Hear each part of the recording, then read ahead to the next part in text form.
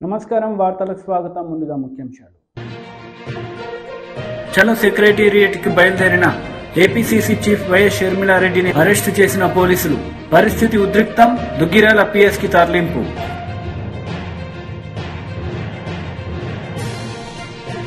కాంగ్రెస్ నేత Jaggareddy press meet పలు అంశాలపై వివరణ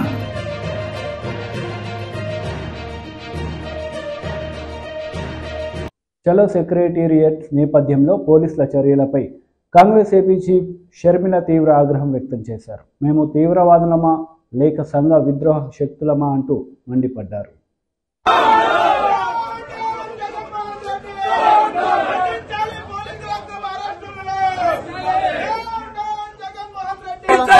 రాజశేఖర రెడ్డి గారి ఆత్మ ఎలా తీసుకుంటారు? చెప్పండి. నిజంగా ఇది బాధ. చెప్పండి మేడం, మీరు ఎలా ఫీల్ అవుతున్నారు? అమ్మ ఎలా ఫీల్ అవుతుంది, నాన్న ఎలా ఫీల్ అవుతాడు ఈ సంఘటన చూసి? ఆయన ఆత్మ శోభిస్తూనే ఉంటది, అమ్మ కూడా బాధపడతారు. ఈరోజు రాజశేఖర రెడ్డి బిడ్డ పోరాటం చేస్తుందంటే ఎందుకోసం చేస్తుంది? ఆంధ్ర రాష్ట్రంలో బిడ్డలకు ఉద్యోగాలు రావట్లేదని పోరాటం చేస్తే కనీసం సెక్రటేరియట్ లో రిప్రజెంటేషన్ ఇవ్వడానికి కూడా ఈ రోజు హక్కు లేదు, మాట్లాడడానికి స్వేచ్ఛ లేదు, జర్నలిస్ట్ రాయాలన్నా కొట్లాడాలన్నా స్వేచ్ఛ లేదు. ఈ రోజు కనీసం సెక్రటేరియట్ లో రిప్రజెంటేషన్ తీసుకోవడానికి ముఖ్యమంత్రి లేడు, హోంమంత్రులు లేరు, డిప్యూటీ చీఫ్ మినిస్టర్లు లేరు, మంత్రులు లేరు, కనీసం సీఎస్ కూడా లేరంటారు. ఇక వీళ్ళకి ఏం చేతనైంది? పరిపాలన చేతనైందా? వీళ్ళకి స్పెషల్ స్టేటస్ తేవడం చేతనైందా? పోలవరం ప్రాజెక్టు పూర్తి చేయడం చేతనైందా? విశాఖ స్టీల్ ప్రైవేటైజ్ అయిపోతుంటే దాన్ని ఆపడం చేతనైతుందా? క్యాపిటల్ సిటీ కట్టడం చేతనైతుందా? కనీసం మెట్రో అన్న తేయడం చేతనైందా? రైతులు ఆత్మహత్యలు చేసుకుంటున్నారు, అప్పుల పాలైపోతున్నారు, కనీసం పంట బీమా ఇవ్వడం కూడా చేతగాలేదు. బిడ్డలు ఆత్మహత్యలు చేసుకుంటున్నారు, ఉద్యోగాలు లేవు, నోటిఫికేషన్లు ఇవ్వడం కూడా చేతగాలేదు. రాజశేఖర రెడ్డి గారు వదిలి వెళ్లేసిన ప్రాజెక్టులు పూర్తి చేయడం కూడా చేతగాలేదు. మరి ఇదేనా రాజశేఖర రెడ్డి గారి వారసత్వం అంటే? ఆలోచన చేయాలి. ప్రజల కోసం కొట్లాడుతున్నాం మేము. ఈ రోజు కనీసం కనికరం లేకుండా, మహిళలను చూడకుండా రాత్రి నన్ను పార్టీ ఆఫీస్ లోనే ఉండేటట్టు చేశారు. ఇది పాపం కదా? ఒక ఆడపిల్లని ఇలా చేయడం పాపం కదా? పాపమే. ఆంధ్ర రాష్ట్ర ప్రజలకు, ఆంధ్ర రాష్ట్ర యువతకు చేస్తున్నది వీళ్ళు పాపమే.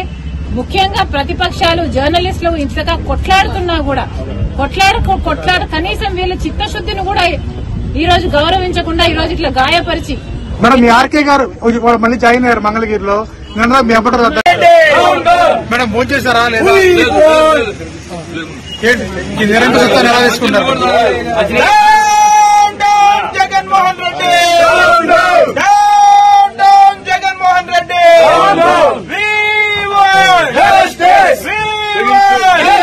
పోలీసుల దౌర్జన్యం.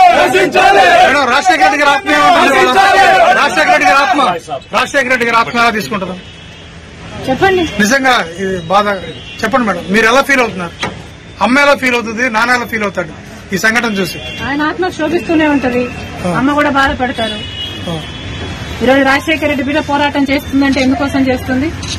ఆంధ్ర రాష్ట్రంలో బిడ్డలకు ఉద్యోగాలు రావట్లేదని పోరాటం చేస్తే కనీసం సెక్రటేరియట్ లో రిప్రజెంటేషన్ ఇవ్వడానికి కూడా ఈ రోజు హక్కు లేదు, మాట్లాడడానికి స్వేచ్ఛ లేదు, జర్నలిస్ట్ రాయాలన్నా కొట్లాడాలన్నా స్వేచ్ఛ లేదు. ఈ రోజు కనీసం సెక్రటేరియట్ లో రిప్రజెంటేషన్ తీసుకోవడానికి ముఖ్యమంత్రి లేడు, హోంమంత్రులు లేరు, డిప్యూటీ చీఫ్ మినిస్టర్లు లేరు, మంత్రులు లేరు, కనీసం సీఎస్ కూడా లేరంటారు. ఇక వీళ్ళకి ఏం చేతనైంది? పరిపాలన చేతనైందా? వీళ్ళకి స్పెషల్ స్టేటస్ తేవడం చేతనైందా? పోలవరం ప్రాజెక్టు పూర్తి చేయడం చేతనైందా? విశాఖ స్టీల్ ప్రైవేటైజ్ అయిపోతుంటే దాన్ని ఆపడం చేతనైతుందా? క్యాపిటల్ సిటీ కట్టడం చేతనైతుందా? కనీసం మెట్రో అన్న తేయడం చేతనైందా? రైతులు ఆత్మహత్యలు చేసుకుంటున్నారు, అప్పుల పాలైపోతున్నారు, కనీసం పంట బీమా ఇవ్వడం కూడా చేతగాలేదు. బిడ్డలు ఆత్మహత్యలు చేసుకుంటున్నారు, ఉద్యోగాలు లేవు, నోటిఫికేషన్లు ఇవ్వడం కూడా చేతగాలేదు. రాజశేఖర రెడ్డి గారు వదిలి వెళ్లేసిన ప్రాజెక్టులు పూర్తి చేయడం కూడా చేతగాలేదు. మరి ఇదేనా రాజశేఖర రెడ్డి గారి వారసత్వం అంటే? ఆలోచన చేయాలి. ప్రజల కోసం కొట్లాడుతున్నాం మేము. ఈ రోజు కనీసం కనికరం లేకుండా, మహిళలను చూడకుండా రాత్రి నన్ను పార్టీ ఆఫీస్ లోనే ఉండేటట్టు చేశారు. ఇది పాపం కదా? ఒక ఆడపిల్లని ఇలా చేయడం పాపం కదా? పాపమే. ఆంధ్ర రాష్ట్ర ప్రజలకు, ఆంధ్ర రాష్ట్ర యువతకు చేస్తున్నది వీళ్ళు పాపమే. ముఖ్యంగా ప్రతిపక్షాలు, జర్నలిస్టులు ఇంతగా కొట్లాడుతున్నా కూడా కొట్లాడ కనీసం వీళ్ళ చిత్తశుద్ధిని కూడా ఈ రోజు గౌరవించకుండా ఈ రోజు ఇట్లా గాయపరిచి. మేడం, మీ ఆర్కే గారు మళ్ళీ జాయిన్ అయ్యారు మంగళగిరిలో. నిన్న మీ అప్పటి ఈ రోజు let's keep it about students. ఈ రోజు యువత గురించి మాట్లాడదాం. రేపు రండి, రేపు అడగండి, రేపు చెప్తాం. కానీ ఈ రోజు 2,30,000 ఉద్యోగాలు ఇస్తామని చెప్పి ఇయ్యలేదు. జాబ్ క్యాలెండర్ ఇస్తామని చెప్పి ఇయ్యలేదు. 23,000 మెగా డిఎస్సీ అని చెప్పి ఈ రోజు దగా డిఎస్సీ 6,000 ఇచ్చారు. అది కూడా 26 రోజులు టైం ఉండగా ఇచ్చారు. పిల్లలు ఎలా ప్రిపేర్ అవ్వాలి? అసలు ఈ ప్రభుత్వానికి మనసే లేదు. ఉండను బండను పోలీసులు ఇంకెవరు చేస్తారమ్మా?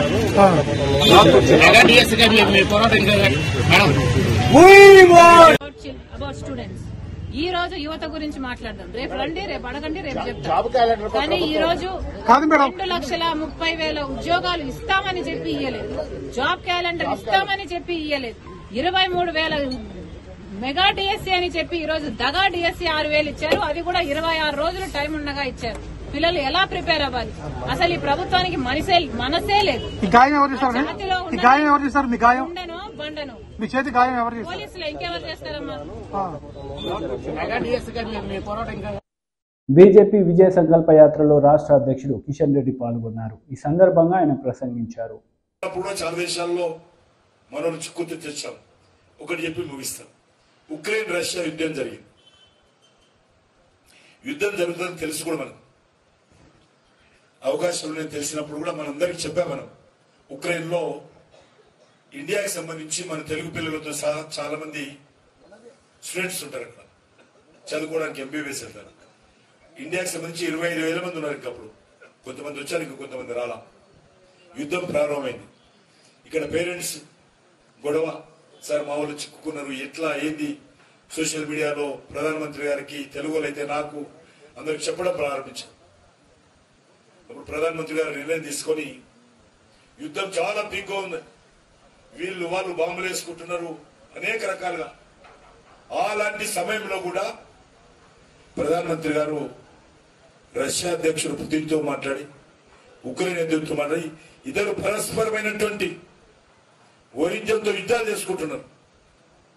కానీ ఆ రెండు దేశాలను కూడా ఒప్పించి, మీరు ఫలానా రోజు యుద్ధం ఆపాలా, నేను నా భారత పిల్లలను తీసుకుపోతాను, నా దేశానికి సంబంధించిన భారతీయులందరూ నేను షిఫ్ట్ చేసుకుంటా, మీరు యుద్ధం ఆపాలని చెప్పి యుద్ధం ఆపి భారతీయులను ఉక్రెయిన్ తెచ్చినటువంటి ఒక సమర్థవంతమైన నాయకత్వం భారతదేశం.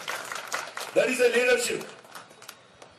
మన జెండా పట్టుకొని ఎవరు రోడ్డు మీదకి వచ్చినా, టైగర్స్ పట్టుకున్నా, ఎవరు రష్యా కూడా ఏమనేది కాదు, ఉక్రెయిన్ కూడా ఏమనేది కాదు. మన జెండా పట్టుకొని మనం వస్తుంటే అనేక దేశాలకు సంబంధించినటువంటి వాళ్ళు, ఉక్రెయిన్ లో ఉన్నటువంటి వాళ్ళు, అమెరికా వాళ్ళు, యూకే వాళ్ళు, ఈవెన్ పాకిస్తాన్ వాళ్ళు, సింగపూర్ వాళ్ళు అందరూ కూడా భారత్ మాత జయనుకుంటూ 3 రంగుల జెండా పట్టుకొని మనతో పాటు మధ్యలో వచ్చారు. ఇండియాకు వచ్చినాక వాళ్ళందరూ కూడా మళ్ళీ మనం వాళ్ళకు హైదరాబాద్, ఢిల్లీ వచ్చినాక అలా గోటాలలో పెట్టి, మళ్ళీ విమానాలు ఇచ్చి, మళ్ళీ వాళ్ళందరూ కూడా వాళ్ళ దేశాలకు పంపించినటువంటి ఒక మానవతతో కూడినటువంటి ప్రభుత్వము భారత ప్రభుత్వము, సమర్థవంతమైన నాయకత్వం మనం చేస్తాం. కాబట్టి మీ అందరినీ కోరుతా ఉన్నాను, ఈరోజు దేశంలో అన్ని రంగాలలో కూడా ముందుకెళ్తా ఉన్నాం, ఇంకా వెళ్లాల్సింది. ఎందుకంటే మన దేశం స్వాతంత్రం వచ్చిన తర్వాత ఏ దిశలోనైతే ప్రయాణించాలో ప్రయాణించలేదు. ఈరోజు కూడా ఓటు బ్యాంక్ రాజకీయాలు, ఓట్ల కోసమే రాజకీయాలు చేస్తున్నారు తప్ప మన భవిష్యత్తు కోసము, మన పిల్లల భవిష్యత్తు కోసము, మన దేశ భవిష్యత్తు కోసము ఎవ్వరికీ పట్టింపు లేదు. నేను ఈరోజు ముఖ్యమంత్రి ఉంటే చాలు, తర్వాత ఏమైపోయినా పర్లేదు. ఈరోజు నేను ముఖ్యమంత్రి ఉన్నా, రేపు నా కొడుకు వస్తే చాలు, దేశ ప్రజలు ఏమైపోయినా పర్లేదు. మొత్తం ఈరోజు కుటుంబ రాజకీయాలు, అన్ని రాజకీయ పార్టీలు కూడా కుటుంబం చుట్టూ తిరుగుతా ఉన్నాయి. కాబట్టి ఈరోజు ఒక భారతీయ జనతా పార్టీ మాత్రమే ఒక డెమోక్రటిక్ స్టైల్లో పనిచేస్తున్నటువంటి, ఈరోజు బీజేపీకి జగత్ ప్రకాష్ నడ్డా గారు ప్రెసిడెంట్ గా ఉన్నారు, అంతకుముందు అమిత్ షా గారు ఉన్నారు, అంతకుముందు రాజ్నాథ్ సింగ్ గారు ఉన్నారు, అంతకుముందు నితిన్ గడ్కరీ గారు ఉన్నారు. రేపు ఎవరు ప్రెసిడెంట్ అవుతారో మా యొక్క నడ్డా గారి తరఫున భగవంతుడు కూడా తెలియదు, మాకు కూడా తెలియదు ఎవరికి ఎవరు ప్రెసిడెంట్ అవుతారు. కానీ నువ్వు వేరే పార్టీలు ఏ పార్టీని అడిగినా కూడా ఇప్పుడున్న ప్రెసిడెంట్ ఎవరు, నెక్స్ట్ ఎవరు ఉన్నారు, ఆ తర్వాత ఎవరో లైన్ ఎక్కి ఉంటుంది. జలవనరుల శాఖ మంత్రి అంబటి రాంబాబు మీడియా సమావేశం నిర్వహించారు. ఈ సందర్భంగా పలు అంశాలపై ఆయన మాట్లాడారు. ప్రత్యర్థి రాజకీయ పక్షాలు అంటే ప్రధానంగా తెలుగుదేశం, జనసేన ఎన్నికలకు ముందే ఓటమిని అంగీకరించే పరిస్థితికి వచ్చేస్తున్నారు. చాలా చిత్రం. నిన్న మీరు చూశారు, కుప్పంలో నారా చంద్రబాబు నాయుడు గారి సతీమణి, ఎన్టీ రామారావు గారి కుమార్తె, లోకేష్ గారి తల్లి కుప్పంలో ఒక స్టేట్మెంట్ ఇచ్చారు. అది చాలా ఆశ్చర్యకరమైన స్టేట్మెంట్ అని మీరు అనుకుంటున్నారేమో. కాదు, అది అనుకుని ఇచ్చినటువంటి స్టేట్మెంట్. ఎందుకంటే కుప్పంలో నారా చంద్రబాబు నాయుడు గారు ఈసారి ఓడిపోబోతున్నాడు అనేది ఇవాళ మేము చెప్తున్నటువంటి అంశం కాదు.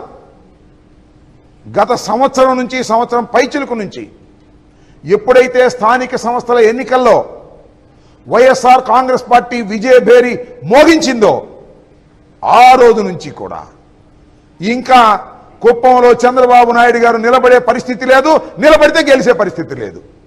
ఈ విషయాన్ని పెద్దిరెడ్డి గారు చాలా సందర్భాల్లో చెప్పారు, మిథున్ గారు చాలా సందర్భాల్లో చెప్పారు, అక్కడ పోటీ చేయాలనుకుంటున్న ఎమ్మెల్సీగా ఉన్నటువంటి భరత్ అనేక సందర్భాల్లో చెప్పాడు. అంతేకాదు, కుప్పం బ్రాంచ్ కెనాల్కి జగన్మోహన్ రెడ్డి గారి చేతుల మీదుగా కుప్పానికి నీరివ్వబోతున్నాం, సాగునీరివ్వబోతున్నాం, తాగునీరివ్వబోతున్నాం త్వరలోనే, నోటిఫికేషన్కి ముందే. ఇలాంటి రాజకీయ పరిణామాలు చూసిన తర్వాత కుప్పంలో చంద్రబాబు నాయుడు గారి బండారం బయటపడిపోయింది. అంతేకాదు, గతంలో అనేక సందర్భాల్లో కుప్పంలో ఆయన దొంగ ఓట్లు చేర్చుకున్నాడు. ఆ దొంగ ఓట్లతోనే గెలిచేటటువంటి పరిస్థితి వచ్చింది. మొన్న జరిగినటువంటి వెరిఫికేషన్లో సాధ్యమైనంత వరకు కుప్పంలో చేర్చినటువంటి దొంగ ఓట్లన్నీ కూడా తీసి పక్కన పెట్టి జెన్యూన్ ఎన్నిక జరగబోతా ఉన్నది.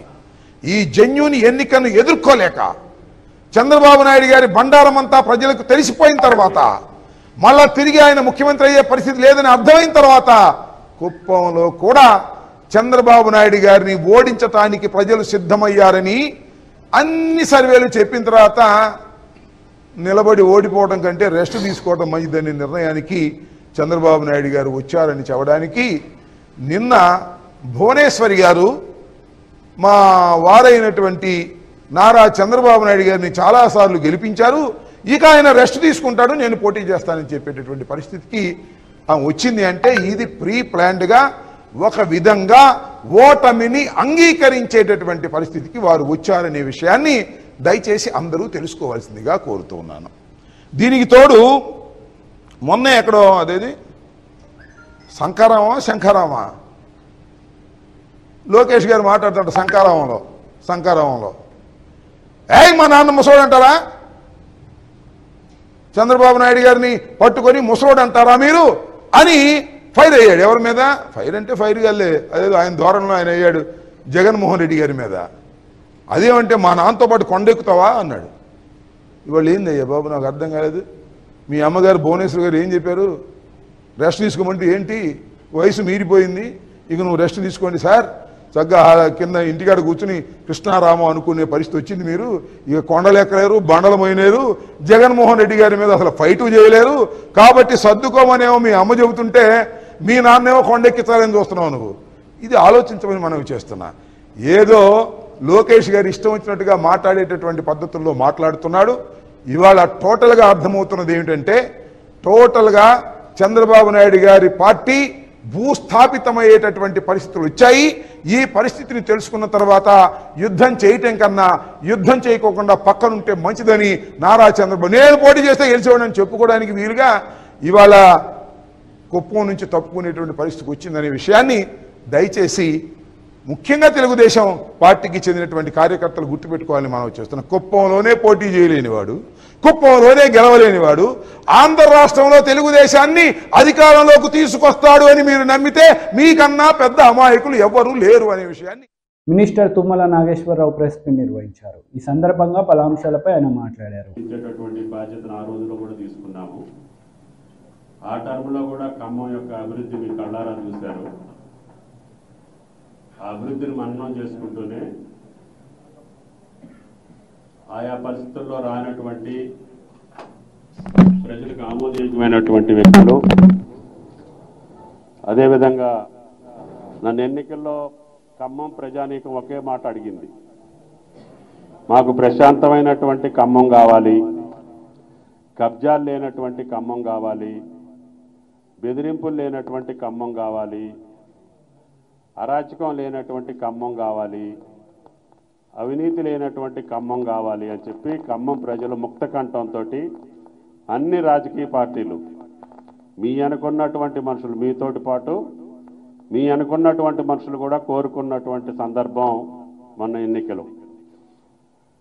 దానివల్ల సోనియా గాంధీ గారు ఇచ్చినటువంటి మాట, రాహుల్ గాంధీ గారి ఈ దేశానికి రాజకీయ అవసరం, అదేవిధంగా కాంగ్రెస్ పార్టీ ఈ రాష్ట్రంలో గెలవాల్సినటువంటి అవసరం. ముఖ్యంగా గత 5 సంవత్సరాల్లో ఈ రాష్ట్రంలో అన్ని వ్యవస్థలను కూడా విచ్ఛిన్నం చేసి చిన్నాభిన్నమై పరిపాలన లేకుండా కేవలం స్వార్థం కోసం, స్వలాభం కోసం, సొంతం కోసమే రాజకీయాలు నడిపినటువంటి పద్ధతిని వ్యతిరేకించినటువంటి నన్ను కాంగ్రెస్ పార్టీ హక్కును చేర్చుకొని మళ్ళీ నాకు ఈ అవకాశం ఇచ్చారు.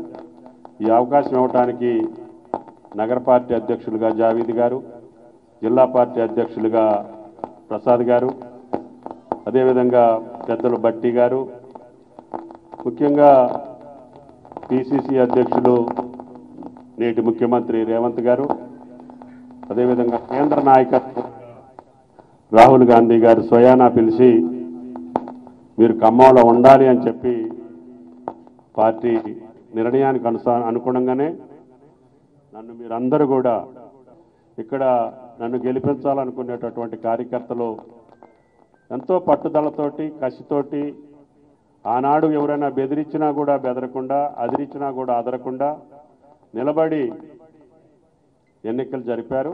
వాళ్ళందరికీ కూడా నేను కృతజ్ఞుడిగా ఉంటాను. ఇప్పుడు కూడా మీ డివిజన్లో ఉన్నటువంటి మొన్న కాంగ్రెస్కి పనిచేసినటువంటి కార్యకర్తలందరినీ కూడా మీరు కలుపుకెళ్లాల్సినటువంటి అవసరం ఉంది. తద్వారా కార్పొరేటర్గా మీ గౌరవం, కాంగ్రెస్ పార్టీ గెలవటం కోసం పనిచేసినటువంటి వాళ్ళ యొక్క గౌరవం, మర్యాద నేను తప్పకుండా చూడాల్సినటువంటి బాధ్యత పార్టీ మీద ఉంటుంది. కాబట్టి దయచేసి అందరం కలిసిమెలిసి ముందుకెళ్ళి అందరి గౌరవాన్ని కాపాడుకునేటటువంటి విధంగా మీరు మన ఎన్నికల్లో పనిచేసిన కాంగ్రెస్ కార్యకర్తల్ని హక్కును చేర్చుకోవాల్సినటువంటిది, వాళ్ళందరితోటి కలిసిమెలిసి ఉండాల్సినటువంటి అవసరం కార్పొరేటర్లుగా మీ బాధ్యత. భవిష్యత్తులో ఈ ఖమ్మం అభివృద్ధితోటి పాటు, రాజకీయ అవసరాలతో పాటు అందరినీ కలుపుకొని వెళ్లాల్సినటువంటి బాధ్యత జిల్లా పార్టీ అధ్యక్షులు, నగర పార్టీ అధ్యక్షులు చూసుకుంటారు. ప్రభుత్వంలో ఏది అవసరం ఉన్నా మీ మనిషిగా నేను పనిచేస్తానని, మళ్ళీ ఖమ్మం యొక్క గౌరవాన్ని, మర్యాదని, కీర్తిని, ప్రతిష్టని, అభివృద్ధిని తప్పకుండా తెలంగాణ రాష్ట్రంలో అన్ని రంగాల్లో మనం ముందుండేటట్టుగా మీ అందరి యొక్క సహాయ సహకారాలతోటి నేను ముందుకెళ్తానని చెప్పి విజ్ఞప్తి చేస్తూ మిమ్మల్ని కాంగ్రెస్ పార్టీలోకి స్వాగతిస్తూ అందరం కలిసిమెలిసి ముందుకెళ్లాలని చెప్పి కోరుకుంటూ సెలవు. అందరికీ నమస్కారం. BRS leader Srinivas Goud media సమావేశం నిర్వహించారు. ఈ సందర్భంగా ఇరు పార్టీలపై ఆయన మండిపడ్డారు. టెంపాడు, భీమా, కోయిల్ సాగర్ ఇవన్నీ రావాలా? వర్షాకాలం తర్వాత 2-3 నెలల తర్వాతనే నీళ్లు ఉంటావో లేనటువంటి పరిస్థితి వచ్చినప్పుడు ఇవన్నీ సాధ్యమవుతాయా? కావాలంటే ఆ కాలువలకు మీరు ఏదైనా పేర్లు పెట్టుకోండి.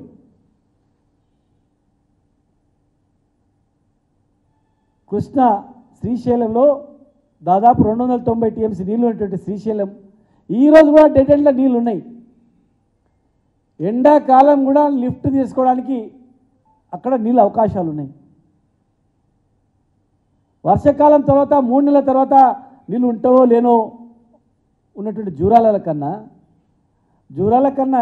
ఎన్ని అంతలు ఎక్కువ, అది ఒక 20-30 అంతలు ఎక్కువ ఉన్నటువంటి అంత పెద్ద ప్రాజెక్టులను వదిలిపెట్టి ఈ పైన బ్యారేజీల మీద బ్యారేజీలు కర్ణాటకలో కట్టుకుంటూ పోతా ఉన్నారు.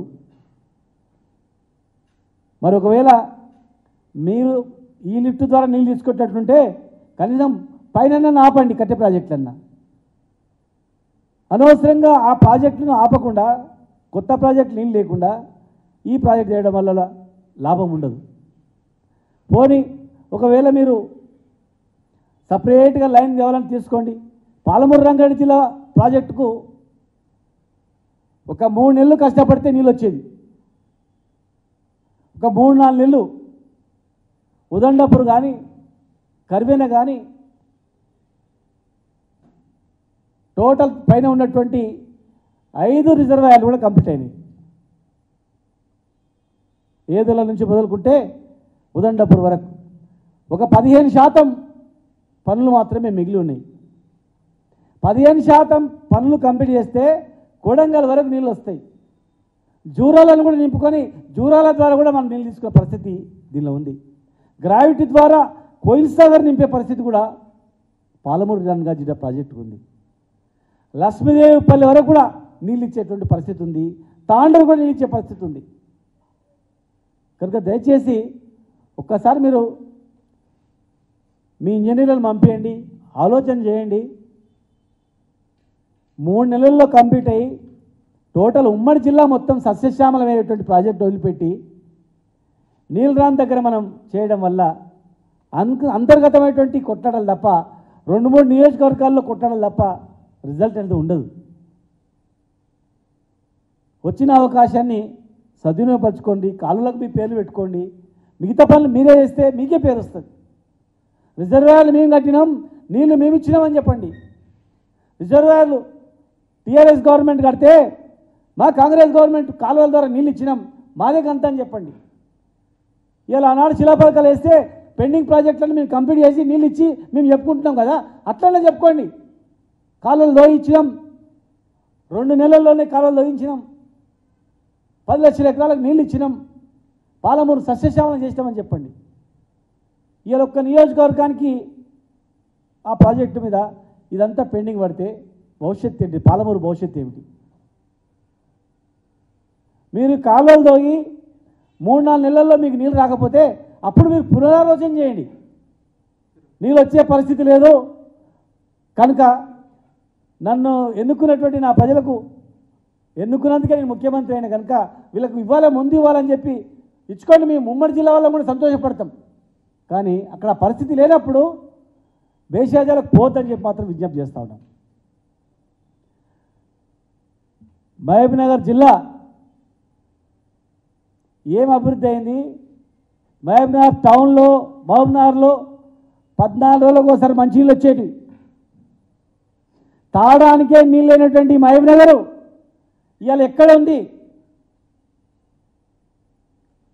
ప్రపంచంలోనే అత్యధిక వికలాంగులైన నల్గొండ జిల్లా ఇవాళ ఏ పరిస్థితిలో ఉంది? మీరు ప్రతి సందర్భంలో దక్షిణ తెలంగాణ గురించి మాట్లాడేది కదా, మరి ఈరోజు దక్షిణ తెలంగాణ మీద దృష్టి పెట్టండి. దక్షిణ తెలంగాణ ప్రజల మీద దృష్టి పెట్టండి. అభివృద్ధి మీద మీరు దృష్టి పెట్టండి. వచ్చిన అవకాశాన్ని ఉపయోగించుకొని తెలంగాణను డెవలప్ చేయండి. ముందుగా మహబూబ్నగర్ను పాలమూరు రంగారెడ్డి జిల్లా ప్రాజెక్టును కంప్లీట్ చేయండి. జూరాలమైన ప్రాజెక్టులను కూడా, జూరాల పైన కర్ణాటక గవర్నమెంట్ కట్టే ప్రాజెక్టులను కూడా ఆపండి. ఆ ప్రాజెక్ట్ లేకపోతే, ఆ బ్యారేజ్ లేకపోతే, ఆ లిఫ్ట్ లేకపోతే నీళ్ళు వచ్చే పరిస్థితి ఉండనే ఉండదు. దయచేసి కేసీఆర్ వల్లనే ఇలా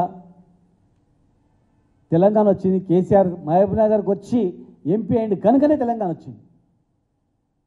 తెలంగాణ వచ్చినందుకే ఈరోజు కాంగ్రెస్ నేత జగ్గారెడ్డి మీడియా సమావేశం నిర్వహించారు. ఈ సందర్భంగా ఇరు పార్టీలపై ఆయన మండిపడ్డారు. వల్ల జరగలేదు, ఎలాంటి ఇబ్బంది కాకుండా సింగిల్ ల్యాండ్ మీద చేసినావు. నాకు చాలా ఐడియా ఉంది. ఇప్పుడున్న పరిస్థితులలో నువ్వైతే చేయగలుగుతావు, నువ్వు చెయ్యాలి అని అప్పుడు ఉత్తమ్ కుమార్ రెడ్డి గారు అడిగితే నేను 2017లో నేను ఆ రోజు పెద్ద ఎత్తున రాహుల్ గాంధీ గారి ఒక సభ ఏర్పాట్లు బ్రహ్మాండంగా పెద్ద ఎత్తున చేసిన, నా నియోజకవర్గంలో ఎంతకైనా మంచిదని ఒక 60-70 వేల మందిని మొబిలైజేషన్ చేసిన. లక్కీ ఏంటంటే మొత్తం రాష్ట్రంలో ఉన్న ఆ సభకు అందరూ రావాలని యావత్తు రాష్ట్రంలో ఉన్న మా కాంగ్రెస్ పార్టీ నాయకులందరూ కూడా రోడ్ల మీదకి వచ్చిర్రు. సంగారెడ్డి సభకు రాహుల్ గాంధీ సభకు వచ్చిర్రు. దాని తర్వాతనే అసలైన ఆట కొంత జోష్ వచ్చేది స్టార్ట్ అయింది. ఇక 2018కి ఎన్నికలకు ఒక వాతావరణం క్రియేట్ చేయడం కూడా జరిగింది. సరే, కష్టకాలంలో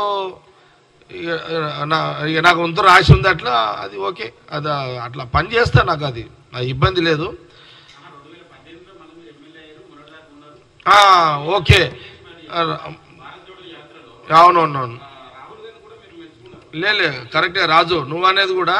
అదే కాకుండా 2018లో నాకు హరీష్ రావు టార్గెట్ పెట్టి జైల్లో వేయించుడు, నేను మళ్ళీ బయటకు వచ్చుడు,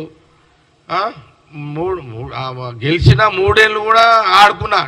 ఏది ఆ ఉమ్మడి జిల్లాలో నేను కూడా హరీష్ తోడు ఆడుకున్నా, మినిస్టరే. దాన్ని హరీష్ రావు తట్టుకోలేకపోయింది. అమ్మ నేను మంత్రి ఉన్నాడే ఒకటి జిల్లాలో ఎమ్మెల్యే, అమ్మ జిల్లాలో నాకు ఎవడు అడ్డం లేడు, అమ్మ అడ్డిపోయిండు, పోలీసు వాళ్ళు వీని కంట్రోల్ చేయలేకపోతుర్రు, పోలీసు వాళ్ళతోటి ఈయన ఇబ్బంది పెట్టాలంటే పోలీసు వాళ్ళని అదరగొడుతున్నాడు, పోలీసు వాళ్ళని తిడుతున్నాడు, పోలీసు వాళ్ళని కూడా అటాక్ చేస్తున్నాడు.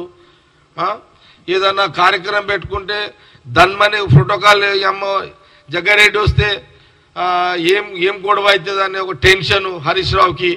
ఇదేం బతుకు అనే హరీష్ రావు ఆ డిస్టర్బెన్స్ అయిపోయాడు మొత్తం. ఇక అంతా పిచ్చోడు అయిపోయి ఏం చేద్దాం అనే దాంట్లో అది ఆ పంచాయతీ పాస్పోర్ట్ కాదు ఇక అందులో అందరూ ఆయన అది తీసుకొచ్చిండు, అరెస్ట్ చేసిండు. ఆ టైంలో ఇంకోటి చేసిన లే రాజు నువ్వు చెప్పినావు, మళ్ళీ ఏంది ఎమ్మెల్సీ ఎలక్షన్స్, ఏది ఉమ్మడి జిల్లాలో కష్టకాలమే కదా. ఏది గెలిచిన తర్వాత గెలిచిన అంటే ఓడగొట్టాలని అప్పుడు బాగా ట్రై చేసిండు. నేను ఆ 3-4 ఏళ్ళు బాగా కష్టపడ్డా, గెలిచిన తర్వాత ఆడికించి ఇక మళ్ళీ కొత్త ఆట స్టార్ట్ అయింది. తర్వాత ఎమ్మెల్సీ ఎలక్షన్లో, ఏది లోకల్ బాడీ ఎమ్మెల్యే ఎలక్షన్లో నిర్మల నా భార్యని అప్పుడు నేను నా ఉమ్మడి జిల్లాలో, కేసీఆర్ సొంత జిల్లాలో, చక్రాలు తిప్పే హరీష్ రావు జిల్లాలో, చక్రాలు తిప్పుతున్నట్టు కదా హరీష్ రావు, చక్రాలు దింపి హరీష్ రావు జిల్లాలోనే యునానిమస్ కావద్దని, కేసీఆర్ సొంత జిల్లాలో యునానిమస్ ఎమ్మెల్సీ యునానిమస్ కావద్దు, ఈయన కాంగ్రెస్ ఉన్న 230 ఓట్లు నేను అభ్యర్థిని పెట్టి, ఆ అభ్యర్థి నా భార్యను పెట్టి, నా భార్యగా కాంగ్రెస్ 230 ఓట్లు వేయించుకొని అదనంగా 9 ఓట్లు ఎక్స్ట్రా తీసుకొచ్చి నేను కాంగ్రెస్ పార్టీ యొక్క ఉనికిని కాపాడుకుంటూ వాళ్ళ ఉనికిని ఖతం చేసిన. సీఎం జిల్లాలో యునానిమస్ కాకుండా ఎమ్మెల్సీని కాంగ్రెస్ పార్టీ సత్తా ఉన్నది ఇడా అని చూపెట్టిన. 2 ఇప్పుడు మీరు ఇంకోటి అడిగారు, రాహుల్ గాంధీ జోడో యాత్ర నా నియోజకవర్గం మీద పోవడం నేను అదృష్టంగా భావించిన. నేను చాలా అదృష్టంగా రాహుల్ గాంధీ గారిని ఏమో ఒక 20 కిలోమీటర్లు నా ప్రాంతంలో నడుచుకుంటూ పోతున్నాడు అనేది అదృష్టంగా, రాజకీయమైన అదృష్టంగా భావించి బ్రహ్మాండమైన స్వాగతం. వార్తలు ముగించే ముందు ముఖ్యాంశాలు మరోసారి. చలో సెక్రటేరియట్ కి బయలుదేరిన ఏపీసీసీ చీఫ్ వైఎస్ షర్మిలారెడ్డిని అరెస్టు చేసిన పోలీసులు. పరిస్థితి ఉద్రిక్తం, దుగ్గిరాల పిఎస్ కి తరలింపు.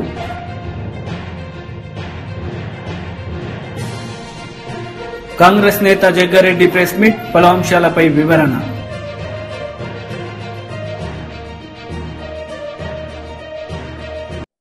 ఈ వార్తలు ఇంతటితో సమాప్తం. తిరిగి ప్రసారమయ్యే వార్తల్లో మళ్ళీ కలుద్దాం. అంతవరకు సెలవు, నమస్తే.